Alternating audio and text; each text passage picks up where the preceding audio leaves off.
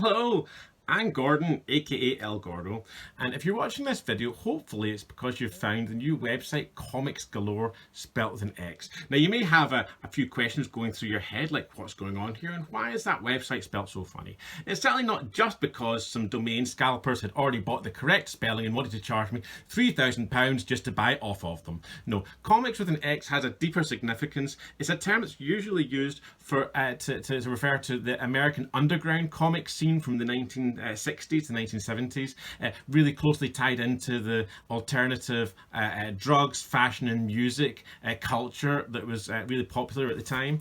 If you've seen the movie American Splendor, which came out in about 2003, that really sort of digs into the origins of that whole scene. It really told the story of Harvey Pekar, and one of the artists that that writer worked with was Robert Crumb. Round about the same time that movie came out, I picked up this sort of compendium of American comics, which actually includes some work from Robert Crumb. He's even on the title of the book. So you can see this was the first time I really got to see his work, and it's ultra detailed, some lovely texturing, really characterful artwork there.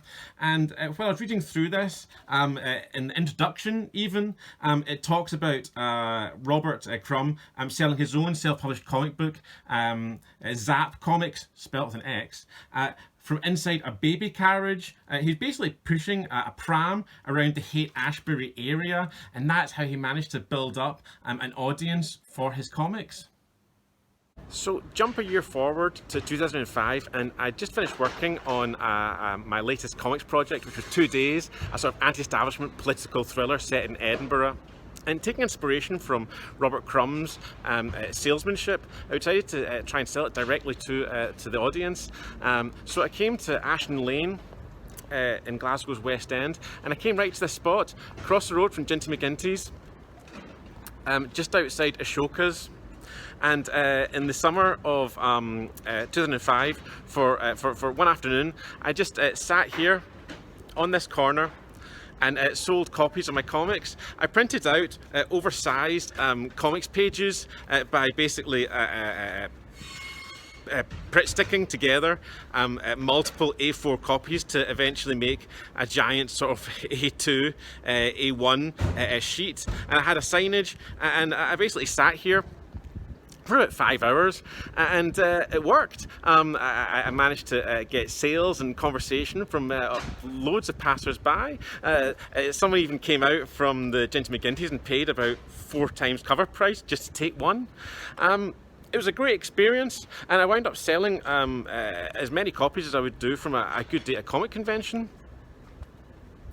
And that's really what this website is meant to try to tap into, taking the comics and the art and bringing it directly to the audience who will enjoy it the most. You are probably wondering about the legality of what I did all those 16 years ago. So in closing, it's worth pointing out that I can't really endorse selling comics on the street. I didn't have a license, I didn't have a permit for selling. And yeah, I did actually have a run-in with the law.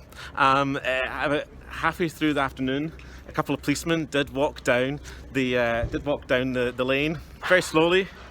I watched them come towards me, I watched them walk past me, and they said, well, nothing at all, apart from 2 words, without breaking stride.